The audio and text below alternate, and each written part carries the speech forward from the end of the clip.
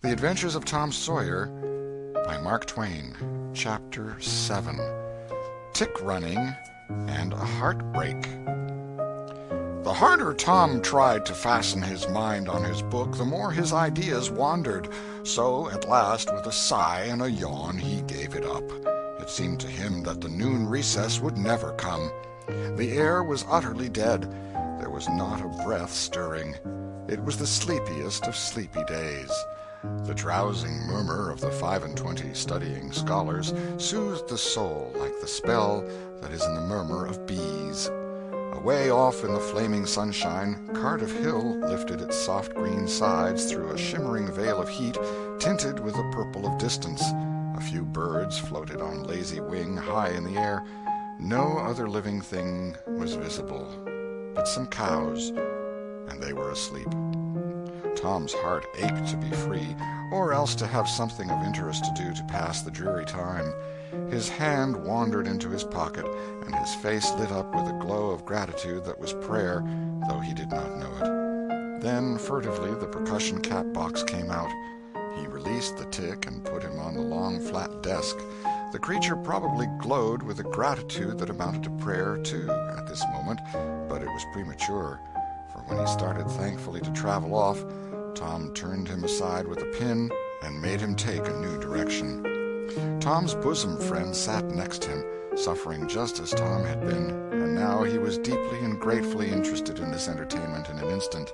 This bosom friend was Joe Harper. The two boys were sworn friends all the week and embattled enemies on Saturdays. Joe took a pin out of his lapel and began to assist in exercising the prisoner. The sport grew in interest momently. Soon Tom said that they were interfering with each other and neither getting the fullest benefit of the tick. So he put Joe's slate on the desk and drew a line down the middle of it from top to bottom. "Now," said he, "as long as he is on your side, you can stir him up, and I'll let him alone. But if you let him get away and get on my side, you're to leave him alone as long as I can keep him from crossing over." "All right, go ahead. Start him up." The tick escaped from Tom presently and crossed the equator. Joe harassed him a while, and then he got away and crossed back again. This change of base occurred often. While one boy was worrying the tick with absorbing interest, the other would look on with interest as strong. The two heads bowed together over the slate, and the two souls dead to all things else. At last luck seemed to settle and abide with Joe. The tick tried this, that, and the other course, and got as excited and as anxious as the boys themselves, but time and again, just as he would have victory in his very grasp, so to speak, and Tom's fingers would be twitching to begin, Joe's pin would deftly head him off and keep possession. At last Tom could stand it no longer. The temptation was too strong, so he reached out and lent a hand with his pin. Joe was angry in a moment. Said he, "Tom, you let him alone." "I only just want to stir him up a little, Joe." "No, sir, it ain't fair. You just let him alone." "Blame it, I ain't going to stir him much." "Let him alone, I tell you." "Well, I won't." "You shall. He's on my side of the line." "Look here, Joe Harper, whose is that tick?" "I don't care whose tick he is. He's on my side of the line, and you shan't touch him." "Well, I'll just bet I will, though. He's my tick, and I'll do what I blame please with him, or die." A tremendous whack came down on Tom's shoulders, and its duplicate on Joe's, and for the space of 2 minutes the dust continued to fly from the two jackets and the whole school to enjoy it. The boys had been too absorbed to notice the hush that had stolen upon the school a while before, when the master came tiptoeing down the room and stood over them. He had contemplated a good part of the performance before he contributed his bit of variety to it. When school broke up at noon, Tom flew to Becky Thatcher and whispered in her ear, "Put on your bonnet and let on you're going home, and when you get to the corner, give the rest of 'em the slip, and turn down through the lane and come back. I'll go the other way, and come it over them the same way." So the one went off with one group of scholars, and the other with another. In a little while the two met at the bottom of the lane, and when they reached the school they had it all to themselves. Then they sat together with a slate before them, and Tom gave Becky the pencil and held her hand in his, guiding it, and so created another surprising house. When the interest in art began to wane, the two fell to talking. Tom was swimming in bliss. He said, "Do you love rats?" "No, I hate them." "Well, I do, too. Live ones. But I mean dead ones, to swing round your head with a string." No, I don't care for rats much anyway. What I like is chewing gum. Oh, I should say so. I wish I had some now. Do you? I've got some. I'll let you chew it a while, but you must give it back to me. That was agreeable, so they chewed it turnabout and dangled their legs against the bench in excess of contentment. Was you ever at a circus? Said Tom. Yes, and my pa's going to take me again sometime, if I'm good. I've been to the circus 3 or 4 times, lots of times. Church ain't shucks to a circus. There's things going on at a circus all the time. I'm going to be a clown in a circus when I grow up. Oh, are you? That will be nice. They're so lovely, all spotted up. Yes, that's so. And they get slathers of money, most $1 a day, Ben Rogers says. Say, Becky, was you ever engaged? What's that?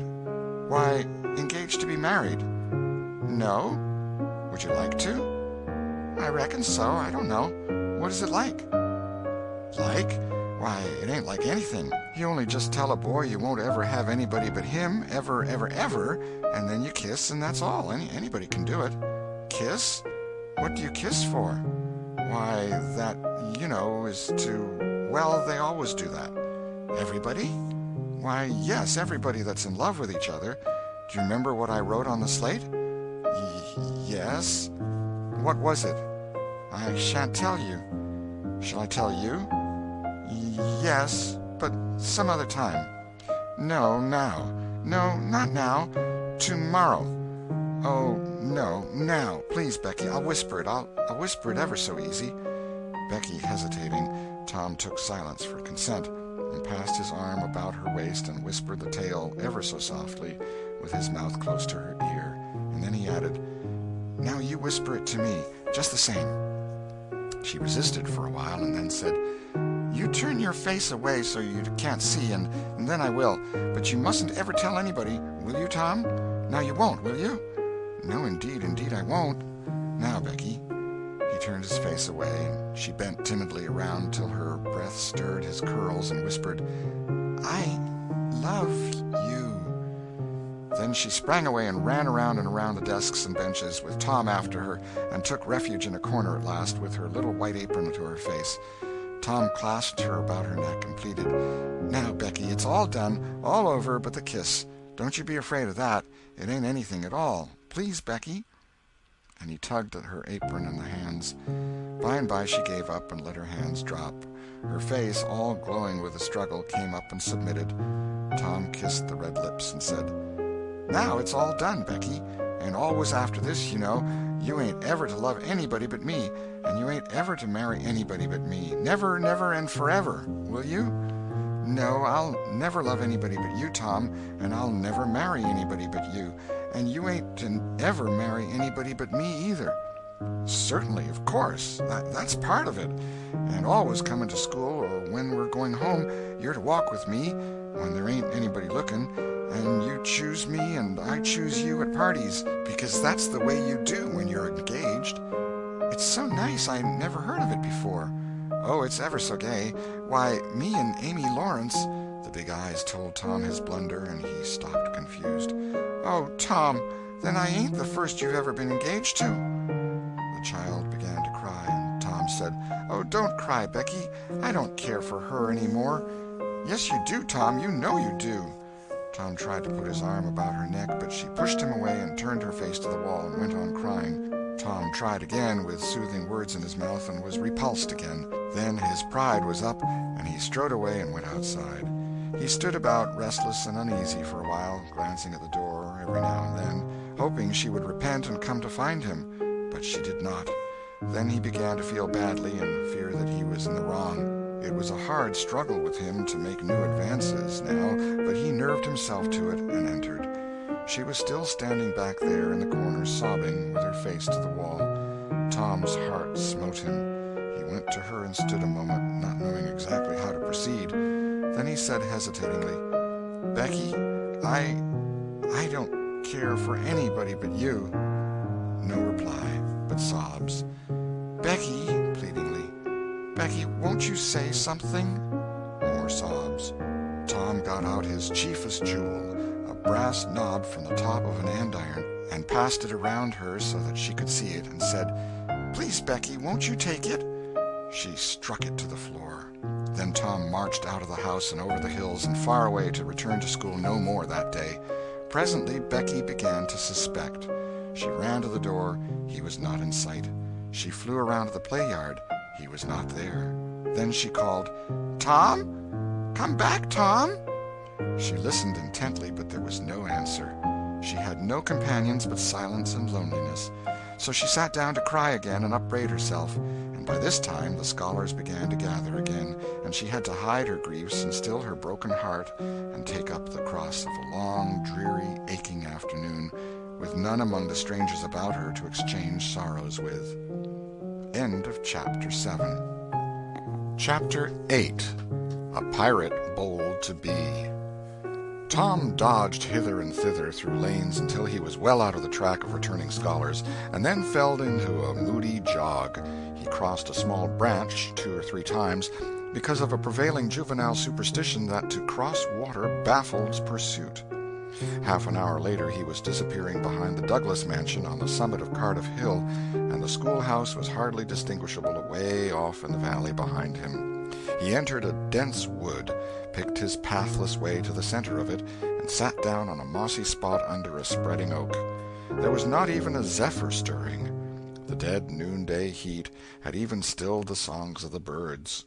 Nature lay in a trance that was broken by no sound but the occasional far-off hammering of a woodpecker, and this seemed to render the pervading silence and sense of loneliness the more profound. The boy's soul was steeped in melancholy. His feelings were in happy accord with his surroundings. He sat long with his elbows on his knees and his chin in his hands, meditating. It seemed to him that life was but a trouble at best, and he more than half envied Jimmy Hodges, so lately released. It must be very peaceful, he thought, to lie and slumber and dream forever and ever, with the wind whispering through the trees and caressing the grass and the flowers over the grave, and nothing to bother and grieve about ever any more. If he only had a clean Sunday school record, he could be willing to go and be done with it all. Now, as to this girl, what had he done? Nothing. He had meant the best in the world and been treated like a dog, like a very dog. She would be sorry some day, maybe when it was too late. Ah, if he could only die temporarily. But the elastic heart of youth cannot be compressed into one constrained shape long at any time. Tom presently began to drift insensibly back into the concerns of this life again. What if he turned his back now and disappeared mysteriously? What if he went away, ever so far away, into unknown countries beyond the seas, and never came back any more? How would she feel then? The idea of being a clown recurred to him now, only to fill him with disgust. For frivolity and jokes and spotted tights were an offense when they intruded themselves upon a spirit that was exalted into the vague, august realm of the romantic. No, he would be a soldier, and return after long years all war-worn and illustrious. No, better still, he would join the Indians and hunt buffaloes and go on the warpath in the mountain ranges and the trackless great plains of the far west, and away in the future come back a great chief, bristling with feathers, hideous with paint, and prance into Sunday school some drowsy summer morning with a blood-curdling war-whoop and sear the eyeballs of all his companions with unappeasable envy. But no, there was something gaudier even than this. He would be a pirate. That was it. Now his future lay plain before him, and glowing with unimaginable splendor. How his name would fill the world, and make people shudder. How gloriously he would go plowing the dancing seas in his long, low, black-hulled racer, the Spirit of the Storm, with his grisly flag flying at the fore. And at the zenith of his fame, how he would suddenly appear at the old village and stalk into church, brown and weather-beaten, in his black velvet doublet and trunks, his great jack-boots, his crimson sash, his belt bristling with horse pistols, his crime-rusted cutlass at his side, his slouch hat with waving plumes, his black flag unfurled, with a skull and crossbones on it, and hear, with swelling ecstasy, the whisperings, "It's Tom Sawyer the pirate, the Black Avenger of the Spanish Main." Yes, it was settled. His career was determined. He would run away from home and enter upon it. He would start the very next morning. Therefore he must now begin to get ready. He would collect his resources together. He went to a rotten log near at hand and began to dig under one end of it with his barlow knife. He soon struck wood that sounded hollow. He put his hand there and uttered this incantation impressively: "What hasn't come here, come. What's here, stay here." Then he scraped away the dirt and exposed a pine shingle. He took it up and disclosed a shapely little treasure house whose bottom and sides were of shingles. In it lay a marble. Tom's astonishment was boundless. He scratched his head with perplexed air and said, "Well, that beats anything." Then he tossed the marble away pettishly and stood cogitating. The truth was that a superstition of his had failed here which he and all his comrades had always looked upon as infallible. If you buried a marble with certain necessary incantations and left it alone a fortnight, and then opened the place with the incantation he had just used, you would find that all the marbles you had ever lost had gathered themselves together there, meantime, no matter how widely they had been separated. But now this thing had actually and unquestionably failed. Tom's whole structure of faith was shaken to its foundations. He had many a time heard of this thing succeeding, but never of its failing before. It did not occur to him that he had tried it several times before, himself, but could never find the hiding places afterward. He puzzled over the matter some time, and finally decided that some witch had interfered and broken the charm. He thought he would satisfy himself on that point, so he searched around till he found a small sandy spot with a little funnel-shaped depression in it. He laid himself down and put his mouth close to this depression and called, "Doodle-bug, doodle-bug, tell me what I want to know. Doodle-bug, doodle-bug, tell me what I want to know." The sand began to work, and presently a small black bug appeared for a second and then darted under again in a fright. "He doesn't tell, so it was a witch that done it. I just knowed it." He well knew the futility of trying to contend against witches, so he gave up discouraged. But it occurred to him that he might as well have the marble he had just thrown away, and therefore he went and made a patient search for it. But he could not find it. Now he went back to his treasure house and carefully placed himself just as he had been standing when he tossed the marble away. Then he took another marble from his pocket and tossed it in the same way, saying, "Brother, go find your brother." He watched where it stopped and went there and looked, but it must have fallen short or gone too far, so he tried twice more. The last repetition was successful. The two marbles lay within a foot of each other. Just here the blast of a toy tin trumpet came faintly down the green aisles of the forest. Tom flung off his jacket and trousers, turned a suspender into a belt, raked away some brush behind the rotten log, disclosing a rude bow and arrow, a lath sword, and a tin trumpet, and in a moment had seized these things and bounded away bare-legged with fluttering shirt. He presently halted under a great elm, blew an answering blast, and then began to tiptoe and look warily out, this way and that. He said cautiously to an imaginary company, "Hold, my merry men, keep hid till I blow." Now appeared Joe Harper, as airily clad and elaborately armed as Tom. Tom called, "Hold! Who comes into Sherwood Forest without my pass?" "Guy of Geesbourne wants no man's pass. Who art thou that dares to hold such language?" said Tom, prompting, for they talked by the book from memory. "Who art thou that dares to hold such language?" "I, indeed. I am Robin Hood, as thy caitiff carcass soon shall know." "Then art thou indeed that famous outlaw? Right gladly will I dispute with thee the passes of the merry wood. Have at thee!" They took their lath swords, dumped their other traps on the ground, and struck a fencing attitude, foot to foot, and began a grave, careful combat, two up and two down. Presently Tom said, "Now if you've got the hang, go it lively." So they went it lively, panting and perspiring with the work. By and by Tom shouted, "Fall! Fall! Why don't you fall?" "I shan't." "Why don't you fall yourself?" "You're getting the worst of it." "Why, that ain't anything. I can't fall. That ain't the way it is in the book. The book says, then with one black-handed stroke he slew poor Guy of Geesbourne. You're to turn round and let me hit you on the back." There was no getting around the authorities, so Joe turned, received the whack, and fell. "Now," said Joe, getting up, "you got to let me kill you. That's fair." "Why, I can't do that. It ain't in the book." "Well, it's blamed mean, that's all." "Well, say, Joe, you can be Friar Tuck or Much, the miller's son, and lamb me with a quarterstaff. Or I'll be the Sheriff of Nottingham, and you be Robin Hood a little while and kill me." This was satisfactory, and so these adventures were carried out. Then Tom became Robin Hood again, and was allowed by the treacherous nun to bleed his strength away through his neglected wound. And at last Joe, representing a whole tribe of weeping outlaws, dragged him sadly forth, gave his bow into his feeble hands, and Tom said, "Where this arrow falls, there bury poor Robin Hood under the greenwood tree." Then he shot the arrow and fell back and would have died, but he lit on a nettle and sprang up too gaily for a corpse.